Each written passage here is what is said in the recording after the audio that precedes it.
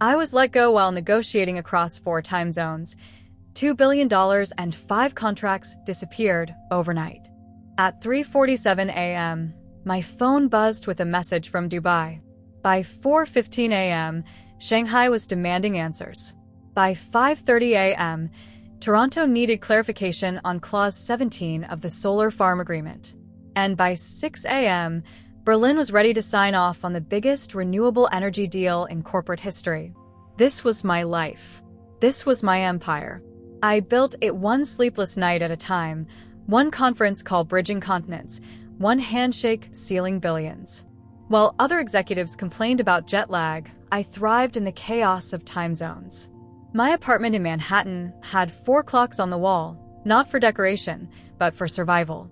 Dubai, Shanghai, Toronto, Berlin. Each tick representing millions of dollars in motion. The coffee maker in my kitchen ran on a timer that matched my circadian rhythm to nowhere. I'd learned to drink espresso at midnight and green tea at dawn, depending on which side of the world needed my attention. My calendar looked like abstract art, color-coded blocks scattered across 24 hours that never seemed to end. But I wasn't complaining. I was conquering. Zara, the Shanghai team is pushing back on the carbon offset calculations, my assistant Emma said, poking her head into my corner office on the 42nd floor. Through the floor-to-ceiling windows, Manhattan stretched out like a circuit board, pulsing with ambition. Tell them I'll have revised numbers by their 9 a.m., which is... I glanced at the Berlin clock. Our 8 p.m. And Emma, make sure Maya gets a copy of the press strategy. The announcement needs to be flawless. Maya, my sister, my blood, my pride, and my blind spot. 2 years younger than me, but in business years, she might as well have been a decade behind. While I cut my teeth on hostile takeovers and international law, Maya had glided through Stanford's communications program on charm and Our Father's connections. She spoke 5 languages fluently, but had never negotiated a contract worth more than her yearly salary. Still, she was family. And when Clean Slate Energy needed a head of public relations, I didn't hesitate to recommend her. Blood is thicker than water, they say. But they never mention how it can also be more dangerous. Maya's office was 3 floors below mine, a deliberate choice by the board to maintain clear hierarchies, though I suspected it was more about keeping her away from the real power brokers. She specialized in making our deals look good on paper and sound even better on camera. I specialized in making the deals happen in the first place. The irony wasn't lost on me. I negotiated the substance. She sold the story. Our dynamic had always been this way, even as children growing up in Detroit. I was the one who organized neighborhood lemonade stands with profit-sharing agreements and territorial divisions. Maya was the one who convinced customers that our lemonade could cure everything from heartbreak to homework stress. Together, we were unstoppable. Separately, we were just 2 black girls from Michigan with big dreams and bigger student loans. But Clean Slate changed everything. When I joined the company 5 years ago, it was a mid-tier player in the renewable energy space, struggling to compete with the giants who had decades of relationships and bottomless marketing budgets. I changed that. I didn't just build bridges. I became the bridge. Between cultures, between time zones, between skeptical investors and revolutionary technology. The Dubai partnership alone had taken 18 months to negotiate. 18 months of understanding that business lunches happened at midnight my time, that Ramadan meant restructuring every conversation, that showing the sole of your shoe during a video call could torpedo a deal worth $800 million. But I learned. I adapted. I thrived. Shanghai was different but equally complex. The Chinese investors didn't just want clean energy. They wanted technology transfer, local manufacturing commitments, and guarantees that went beyond what American law typically required. I spent 6 months learning Mandarin business etiquette, understanding the concept of guanxi, relationships that transcended mere contracts. Toronto seemed straightforward until I realized that Canadian environmental regulations were stricter than anything I'd encountered. Every comma in our environmental impact statements mattered. Every carbon calculation had to be verified by 3 independent agencies. It was bureaucracy elevated to an art form, but it was also the foundation of trust that made billion-dollar commitments possible. Berlin was the crown jewel. The European Union's renewable energy directives were changing the game globally, and Germany was leading the charge. If we could secure the Berlin contract, it wouldn't just be about the money, though the $2.3 billion figure was nothing to dismiss. It would be about positioning Clean Slate as a global player, not just an American company with international ambitions. I was the architect of this empire. Every clause, every cultural nuance, every investor touchpoint ran through me. My name was on the strategy decks, not just the coffee runs. I was the face of the future of renewable energy, and Maya was the voice that made it sound beautiful. But in business, beauty can be deceiving. And family can be the most dangerous deception of all. The morning the Berlin deal was set to close, I should have known something was wrong. Maya's assistant called me instead of Maya herself, unusual for a sister who texted me about everything from lunch choices to Netflix recommendations. The message was simple: Maya needs to speak with you urgently about the press release timeline. I found her in her office, surrounded by monitors displaying social media feeds, news outlets, and stock price movements. She looked up when I entered, and for a split second, I saw something in her eyes that I'd never seen before. It wasn't admiration or sibling rivalry or even professional respect. It was hunger. "Zara," she said, her voice carrying a tone I couldn't quite place. "We need to talk about timing. The press release for Berlin, I think we should hold off until after the Toronto signatures are finalized." It was a reasonable suggestion. It was also completely contrary to everything we'd planned for the past 6 months. The Berlin announcement was supposed to create momentum for Toronto, not the other way around. "Maya, we've been over this. Berlin first, then Toronto follows within 48 hours. It's about market psychology. Show strength, then capitalize on the momentum." She nodded, but her eyes didn't agree. I know. It's just PR perspective, you know? Sometimes the story is more important than the sequence." I should have pressed her. Should have asked why she was questioning a strategy we'd perfected through 4 other major announcements. Should have noticed that she was wearing the Cartier watch our father had given her for her Harvard graduation, the one she only wore when she felt like she needed to prove something. Instead, I glanced at my 4 clocks and saw that Dubai was about to enter their afternoon session, which meant I had 20 minutes to review the final amendments before the video call that would close the biggest deal of my career. "Trust me on this one, Maya. Berlin first. The story will be beautiful either way." She smiled then, the same smile she'd used to convince neighborhood kids that our lemonade was worth 50 cents instead of 25. "Of course," she said. "Trust. That's what family is for." I left her office feeling confident about the day ahead. 4 time zones, 5 contracts, $2 billion in motion. I was the conductor of this global orchestra, and every note was about to fall into perfect harmony. I had no idea that Maya had already started composing a different song entirely. And I definitely didn't know that in less than 12 hours, I wouldn't just lose the deal. I'd lose everything I'd built, everything I'd fought for, and everything I thought I knew about the person who shared my blood. The storm was coming, but I still thought I was the one controlling the weather. The first sign of disaster came at 11:43 p.m. on a Tuesday. Not from Dubai, not from Shanghai, not from any of my carefully orchestrated time zones. It came from my own phone, buzzing with a text from our Berlin contact. "Zara, what is the meaning of this internal document? We need immediate clarification." My blood froze before I even opened the attachment. There it was. My private memo. The one I drafted 3 weeks ago during a late-night brainstorming session, exploring different profit margin scenarios for the renewable energy portfolio. It was rough, unpolished, filled with questions rather than declarations. Most importantly, it was never meant to leave my computer. The memo suggested adjusting profit margins on the Dubai solar farm deal, not to cheat anyone, but to explore whether we could reinvest more capital into research and development.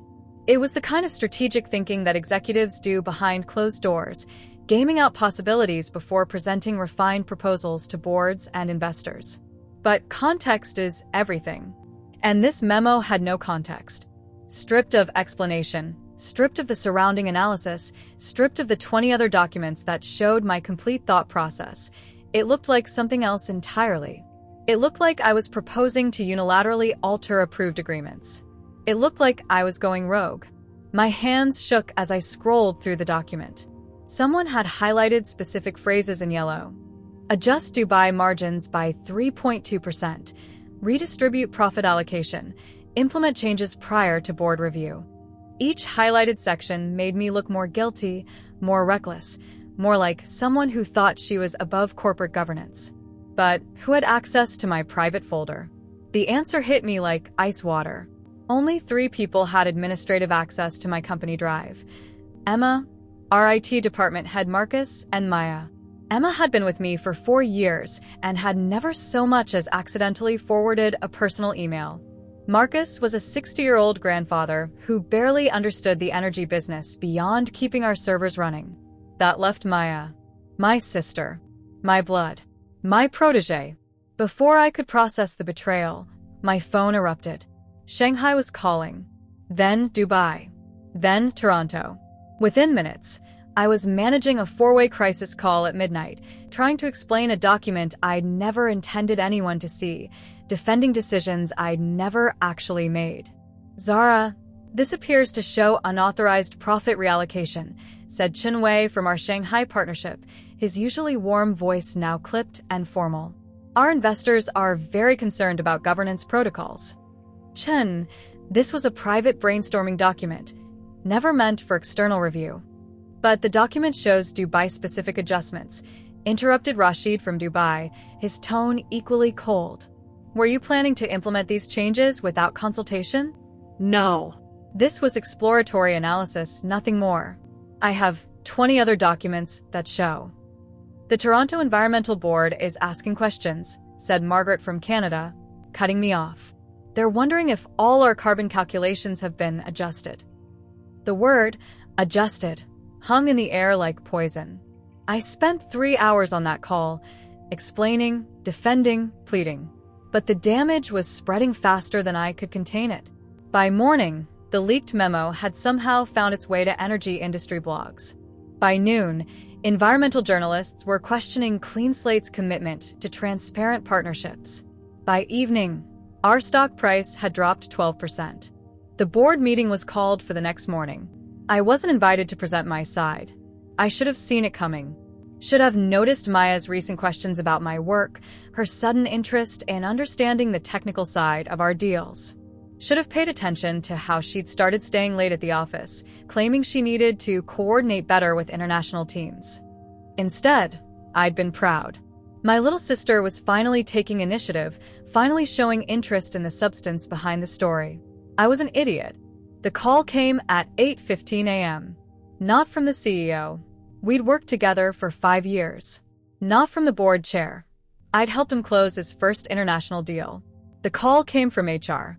Zara, we need you to come in immediately. Please bring your company laptop and access cards. I knew what that meant. I'd seen enough corporate executions to recognize the language. By 9 a.m., I was sitting in a sterile conference room, facing 3 people I'd considered allies. Our CEO, David, board chair, Patricia, and head of legal, Jennifer. Behind them, through the glass wall, I could see Maya in the main boardroom, presenting something to the full board. She was wearing her lucky navy suit, the one she'd worn to every major presentation since joining the company. She looked confident, composed, completely unruffled by the crisis that was destroying my career. Zara, David began, not meeting my eyes, the board has decided that in light of recent governance concerns, we need to make immediate changes to protect investor confidence. I wanted to fight, wanted to demand they review the full context, examine my complete track record, consider the 5 years of flawless execution I'd delivered. But I could see Maya through the glass, gesturing confidently to charts and graphs, probably explaining how the PR team would manage the crisis, how they'd rebuild trust with international partners.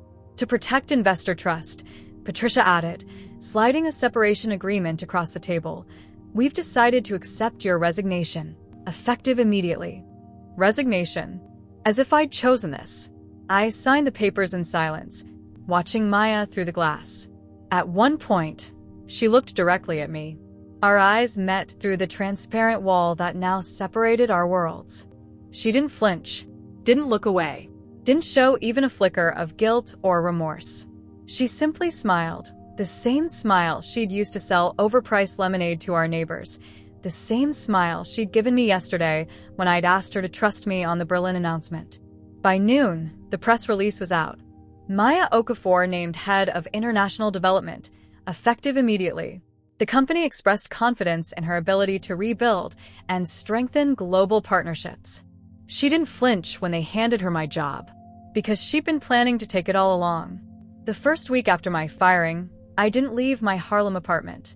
Not for groceries, not for coffee, not even to pick up my mail. I sat in my living room, staring at the 4 clocks on my wall that no longer mattered. Dubai could rise and fall without me. Shanghai could make or break deals without my input. Toronto could navigate their environmental regulations alone. Berlin could find someone else to understand their intricate bureaucracy. For the first time in 5 years, I was nobody's bridge. The silence was deafening. Friends called. Former colleagues sent carefully worded texts that managed to express sympathy without risking their own careers. My parents called from Detroit, confused and concerned, asking questions I couldn't answer without revealing how spectacularly I'd been outplayed by their golden daughter. But I didn't want sympathy. I didn't want explanations. I wanted understanding. So I started digging. While Maya was posting LinkedIn updates about exciting new challenges and building sustainable futures, I was rebuilding the timeline of my own destruction. I pulled every email, every document access log, every security badge swipe record I could legally obtain. I mapped out the exact sequence of events that led to my downfall. The patterns were there, hidden in plain sight. Maya had started accessing my files 6 months ago. Not randomly, strategically. She'd opened documents related to the Dubai partnership first, then Toronto, then Berlin. Always late at night. Always when I was on international calls. Always when she knew I'd be too busy to notice unusual activity on my shared drives. She'd been patient, methodical, almost surgical in her approach. But patience works both ways. I started following her work differently now. Not as a proud sister watching her siblings succeed, but as an investigator studying a suspect. I subscribed to every energy industry publication, every environmental blog, every policy newsletter that covered Clean Slate's activities. I created Google alerts for her name, the company name, and every major project I'd originated. That's when I started noticing the inconsistencies. Maya's first major press release claimed Clean Slate had achieved carbon neutrality in their Dubai operations. I knew our Dubai facility. I negotiated every aspect of that partnership, understood every environmental impact calculation. We were close to carbon neutrality, maybe 2 years away, but we definitely weren't there yet. I pulled up the original environmental impact reports, the ones I'd helped draft, the ones that had been approved by 3 different regulatory agencies. The numbers didn't match Maya's claims. Not even close. Then came the Toronto announcement. Maya's press release celebrated Clean Slate's revolutionary partnership with Indigenous communities and their industry-leading commitment to traditional ecological knowledge. It sounded beautiful, progressive, exactly the kind of story that would appeal to Canadian regulators and environmental groups. It was also largely fictional. I knew the Toronto deal inside and out. The Indigenous partnership was real but limited, a consultation agreement and a commitment to hire locally, not the comprehensive collaboration Maya was describing. The traditional ecological knowledge component was a single advisory position, not the extensive integration she was marketing. But the media loved it. Environmental groups praised Clean Slate's holistic approach. Canadian officials highlighted the company as a model for sustainable development. Maya's face appeared on magazine covers. Her quotes were cited in policy papers. She was building a reputation on a foundation of lies. The Shanghai announcement was the most egregious. Maya claimed Clean Slate had developed breakthrough technology that could revolutionize solar panel efficiency. She provided specific statistics: 23% improvement in energy conversion, 40% reduction in manufacturing costs, 60% decrease in environmental impact. I laughed out loud when I read it. Not from humor, but from disbelief. There was no breakthrough technology. I'd been in every technical meeting, reviewed every engineering report, analyzed every efficiency study. Clean Slate was using solid, reliable, completely conventional solar technology. Good technology, but not revolutionary. But Maya had learned something I never taught her. In the energy business, the story often matters more than the substance. Investors don't always verify claims. They invest in narratives. Regulators don't always audit promises. They approve based on presentations. And Maya was exceptional at presentations. I started keeping files. Screenshots of her press releases, copies of the original technical reports, environmental impact assessments, regulatory filings. I created a digital archive of contradictions, a catalog of corporate fiction. I bought a burner phone and started reaching out to contacts I'd built over 5 years in the industry. Not to complain or seek revenge, but to ask careful questions. I reconnected with environmental journalists, policy researchers, regulatory officials, people who cared about truth in an industry built on trust. Have you noticed anything unusual about Clean Slate's recent environmental claims? I'd ask casually. Some of their numbers seem optimistic. I didn't push, didn't accuse, didn't reveal my connection to the company. I simply planted seeds of curiosity in minds that were trained to investigate, because the truth has a way of emerging when people start looking for it. And I was very good at helping people know where to look. 3 months after my firing, I had assembled a comprehensive case against Maya's fabrications. Not speculation or suspicion, but documented evidence of systematic misrepresentation. Environmental data that didn't exist, partnerships that were exaggerated, technology that was fictional. I didn't leak anything. I didn't contact reporters directly. I didn't need to. I just waited. Because karma doesn't come quickly. But when she comes, she brings flashlights. And some lies can't survive the light. The first crack in Maya's facade came from the most unexpected place. A former intern named Sophie Brennan, working for Environmental Tech Weekly in Berlin. I'd mentored her 3 years ago during her summer stint at Clean Slate, teaching her how to read environmental impact reports and understand the difference between marketing promises and engineering reality. Sophie called me on a rainy Thursday afternoon in October, her voice careful but curious. "Zara, I hope you don't mind me reaching out. I'm working on a story about carbon offset verification in renewable energy partnerships, and some numbers aren't adding up. Specifically with Clean Slate's Dubai operations." I kept my voice neutral, professional. "What kind of discrepancies are you seeing?" "Well, Maya Okafor's press releases claim carbon neutrality, but when I requested the actual offset documentation from the Dubai Environmental Authority, the numbers tell a different story. They're showing carbon reduction of about 60%, which is impressive, but it's not neutrality." My heart started beating faster, but I forced myself to stay calm. "That does sound like a significant discrepancy. Have you reached out to Clean Slate for clarification?" I did. Maya's team sent me a very polished response with lots of technical language, but no actual documentation. They cited proprietary calculations and pending regulatory review. It felt like corporate speak for, "We don't have the real numbers." I paused, choosing my words carefully. "Sophie, you were always good at following paper trails. Have you considered looking into the Shanghai partnership? Sometimes patterns emerge across multiple projects." Shanghai? I hadn't thought to compare, but that's brilliant.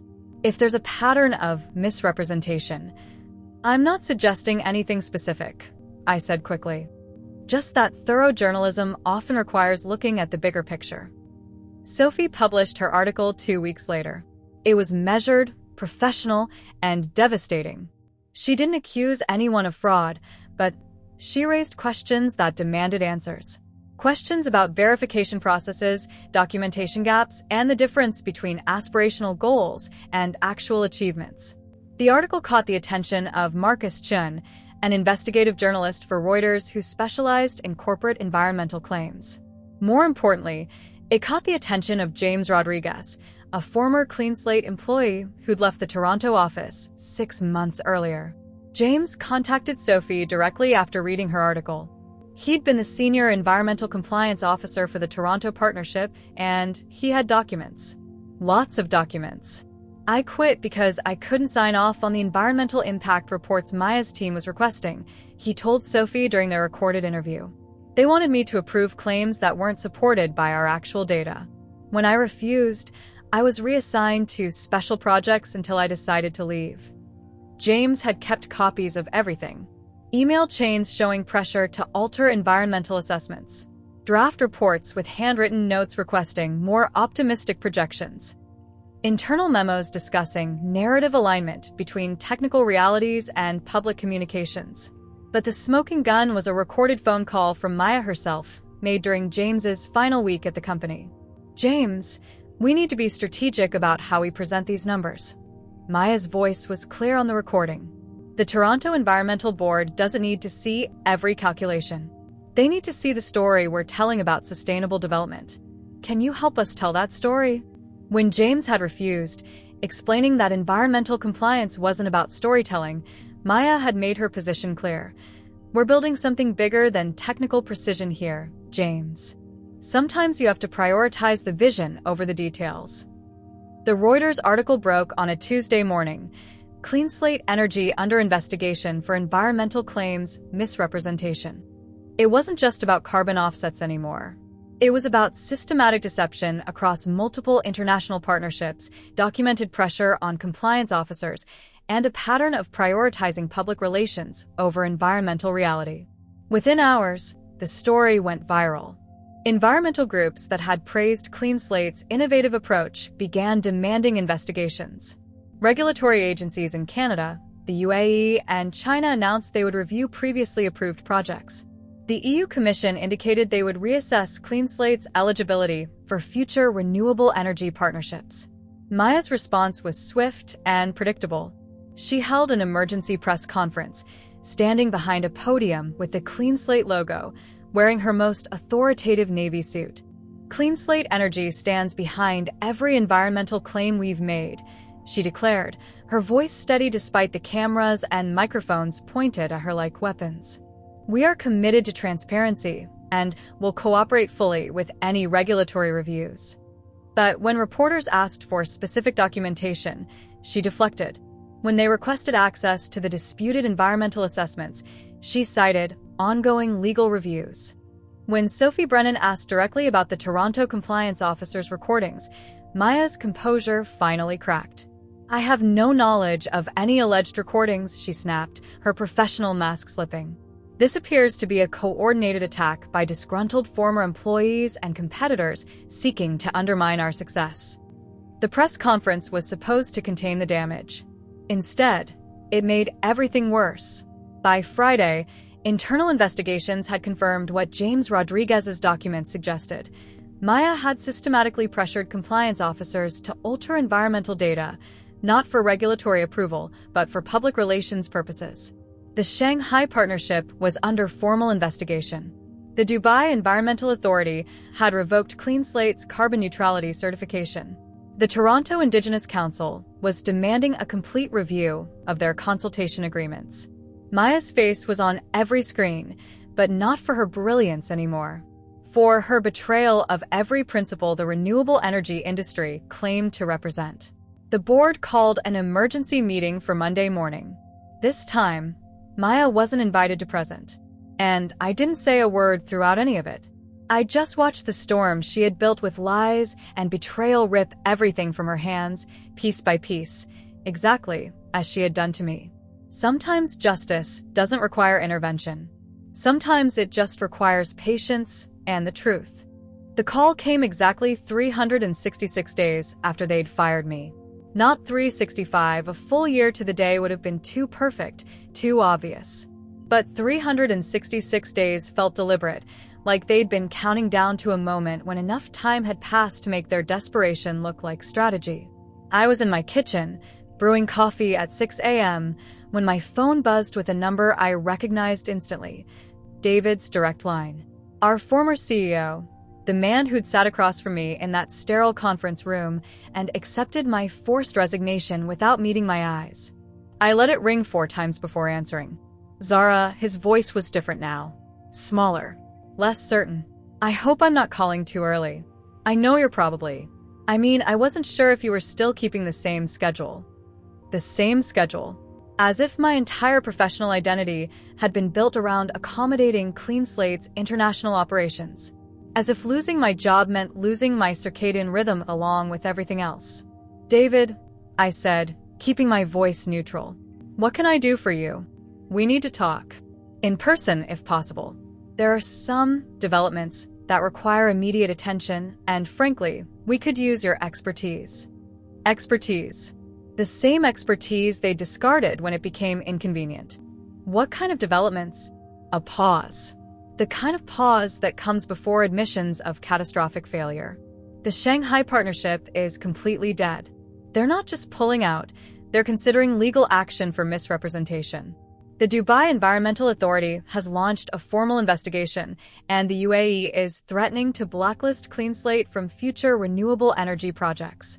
Toronto has suspended all operations pending a complete environmental audit, and the Indigenous Council is demanding financial compensation for what they're calling consultation fraud. He paused again, and I could hear him breathing heavily. Berlin has terminated the contract entirely. $2.3 billion gone. They're working with Siemens now.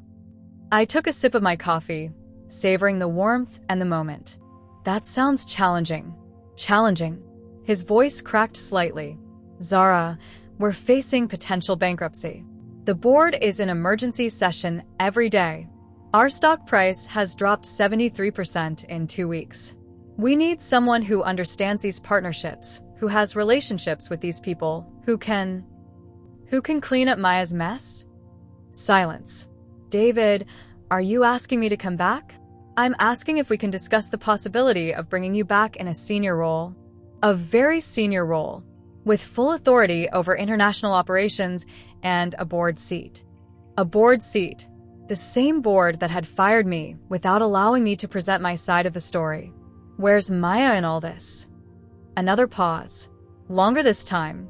Maya submitted her resignation yesterday. She's pursuing other opportunities. I almost laughed. Pursuing other opportunities. As if Maya had chosen to leave during the biggest corporate scandal in Clean Slate's history. I see. And the other partners? Dubai, Toronto, Shanghai, have they expressed any interest in rebuilding these relationships? That's what we're hoping to discuss with you. Chen Wei from Shanghai specifically mentioned your name when we reached out about possible reconciliation. He said, and I quote, "We trusted Zara's word.